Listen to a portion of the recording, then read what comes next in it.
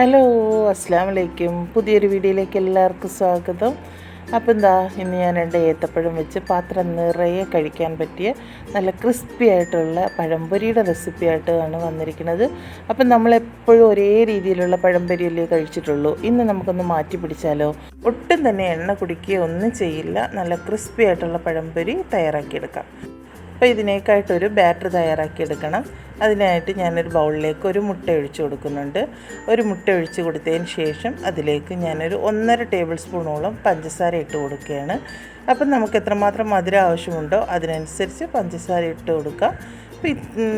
ഒരുപാട് മധുരമൊന്നും വേണ്ട, ഏകദേശം ഒരു മീഡിയം ടൈപ്പിൽ മധുരം ഉണ്ടായാൽ മതിയാകും.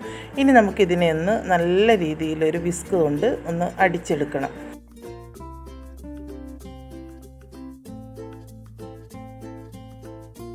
അപ്പോൾ മുട്ട നന്നായിട്ട് അടിച്ചെടുത്തതിന് ശേഷം അതിലേക്ക് ഒരു 2 ടേബിൾ സ്പൂണോളം കോൺഫ്ലവർ ഇട്ട് കൊടുക്കുകയാണ്. കോൺഫ്ലവർ ഇട്ട് കൊടുത്തതിന് ശേഷം ഒരു 1/2 കപ്പോളം മൈദ ഇട്ട് കൊടുക്കാം. ഇതിലേക്ക് ഇനി ഒരു പിഞ്ചോളം ഉപ്പും കൂടെ ഇട്ട് കൊടുക്കാം. മധുരമൊക്കെ ഒന്ന് ബാലൻസ് ചെയ്യാൻ വേണ്ടിയാണ് ഒരു നുള്ള് ഉപ്പും കൂടി ഇട്ട് കൊടുക്കുന്നത്. അതിനുശേഷം നമുക്ക് അതിനെ നന്നായിട്ടൊന്ന് ഇളക്കി എടുക്കണം. ഒട്ടും തന്നെ കട്ടയില്ലാത്ത രീതിയിൽ ഇളക്കിയെടുക്കണം. അപ്പം ഞാൻ ഇതൊന്ന് ഇളക്കി കൊടുത്തതിന് ശേഷം ഇതിലേക്ക് ഞാൻ കുറച്ച് വെള്ളവും കൂടെ ഒഴിച്ചു കൊടുക്കുന്നുണ്ട്. പാലൊഴിച്ച് കൊടുത്താലും നന്നായിരിക്കും. ഇപ്പോൾ എൻ്റെ കയ്യിൽ പാലില്ലാത്തത് കൊണ്ടാണ് ഞാൻ വെള്ളം ഒഴിച്ചു കൊടുക്കുന്നത്. ഒട്ടും തന്നെ കട്ടയില്ലാത്ത രീതിയിൽ നല്ല സ്മൂത്തായിട്ട് കിട്ടണം. അതിനെ നമുക്കൊന്ന് കലക്കിയെടുക്കാം.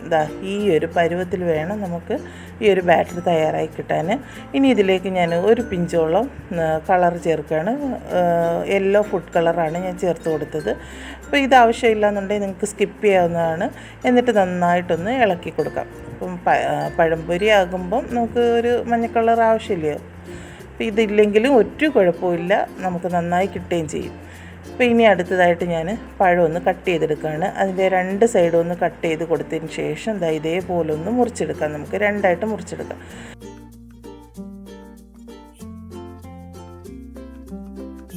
ഈ ഒരു രീതിയിലാണ് മുറിച്ചെടുക്കേണ്ടത്. ഇതുപോലെ 2ആയിട്ട് മുറിച്ചെടുക്കുക. അപ്പം വലിപ്പമുള്ള പഴമാണെന്നുണ്ടെങ്കിൽ നമ്മൾ അതിനെ 3ആയിട്ട് മുറിച്ചെടുക്കണം. ഒരുപാട് കട്ടി ഉണ്ടാവാൻ പാടില്ല. അതിന് ശേഷം ഒരു കഷ്ണം ഇതേപോലെ 3 കഷ്ണമാക്കി ഞാൻ മാറ്റിയിട്ടുണ്ട്. ഈ ഒരു വീഡിയോയിൽ കാണുന്ന പോലെ നിങ്ങൾ ചെയ്താൽ മതിയാകും. അപ്പോൾ വലിപ്പമുള്ള പഴം കുറച്ച് ചെറുതായിട്ടും വേണം മുറിച്ചെടുക്കാൻ. 3 എന്നുള്ളത് 4 കഷ്ണമായിട്ട് മുറിച്ച് എടുക്കുക. ഇതിപ്പോൾ ചെറിയ പഴമായതുകൊണ്ടാണ് ഞാൻ ഇങ്ങനെ ചെയ്തത്. അപ്പോൾ ഇങ്ങനെ ചെയ്താലാണ് ആ ഒരു പഴംപൊരി നല്ല രീതിയിൽ നമുക്ക് കിട്ടുള്ളൂ.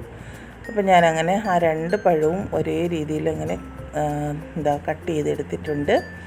അപ്പം വളരെ സിമ്പിളായിട്ട് ചെയ്തെടുക്കാൻ പറ്റും. കണ്ടോ, ഈ ഒരു രീതിയിൽ ഈ ഒരു കനത്തിൽ വേണം നമുക്ക് ഒരു പഴം അരിഞ്ഞെടുക്കാനായിട്ട്. ഇതെല്ലാം ഞാനൊരു പാത്രത്തിലേക്ക് മാറ്റുന്നുണ്ട്. എല്ലാം കട്ട് ചെയ്തതിന് ശേഷം ഇതുപോലൊരു സ്റ്റിക്ക് എടുത്തിട്ടുണ്ട്. അപ്പം നിങ്ങളുടെ കയ്യിൽ ഇതേപോലത്തെ സ്റ്റിക്ക് ഇല്ല എന്നുണ്ടെങ്കിൽ ഈർക്കിലെടുത്താലും മതിയാകും. അപ്പം ഞാൻ എൻ്റെ കയ്യിൽ ഇതുണ്ടായത് കൊണ്ടാണ് ഞാനിങ്ങനെ എടുത്തത്. എന്നിട്ട് ഇതുപോലൊന്ന് കുത്തി കൊടുക്കുക.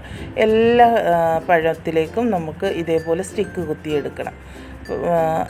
ഞാനെല്ലാം തയ്യാറാക്കി എടുത്തിട്ടുണ്ട്. ഇനി നമുക്കതിനെ ഒന്ന് പൊരിച്ചെടുക്കണം.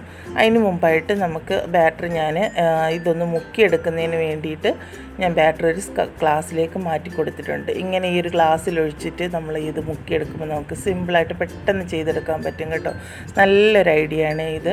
അപ്പം ഞാൻ ഓരോ പഴങ്ങളായിട്ട് ഒരു ബാറ്ററിൽ മുക്കിയതിന് ശേഷം പിന്നെ കുറച്ച് ബ്രെഡ് പൊടി എടുത്തിട്ടുണ്ട്.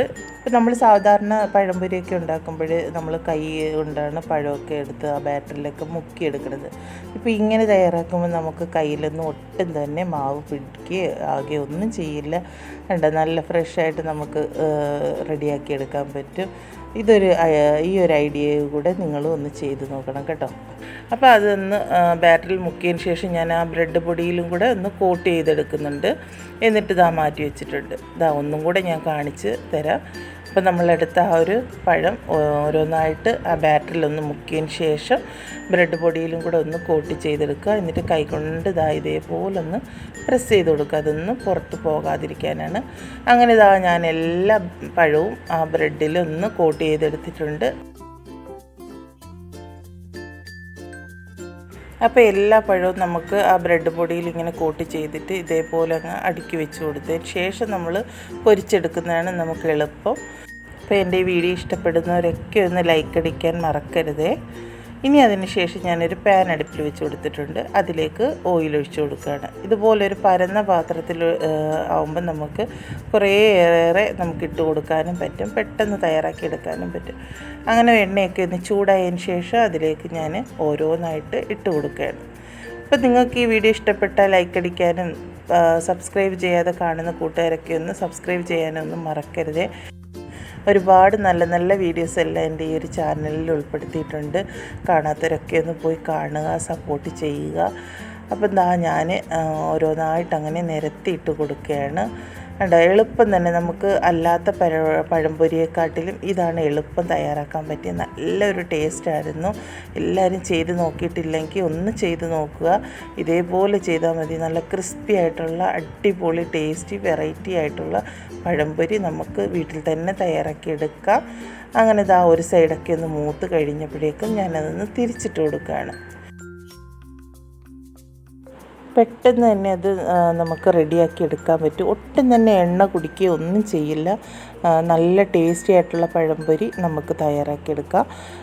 അങ്ങനെ എല്ലാം ഒന്ന് അങ്ങനെ റെഡിയാക്കിയിട്ടിട്ടുണ്ട്. അപ്പോൾ എൻ്റെ ഈ വീഡിയോ കാണുന്ന കൂട്ടുകാരൊക്കെ ആ സബ്സ്ക്രൈബ് ബട്ടൺ എനേബിൾ ചെയ്തിടാൻ മറക്കരുതേ. ഓൾ എന്ന ഓപ്ഷനും കൂടെ എനേബിൾ ചെയ്തിട്ടാൽ ഞാനിടുന്ന വീഡിയോസ് എല്ലാം നിങ്ങളുടെ മുന്നിൽ എത്തുന്നതാണ്. അപ്പം നമ്മൾ ആദ്യം ഇട്ട് കൊടുത്ത പഴംപൊരി എല്ലാം റെഡിയായി കിട്ടിയിട്ടുണ്ട്. ഇനി നമുക്കതിനെ ഒരു പാത്രത്തിലേക്ക് മാറ്റി കൊടുക്കാം.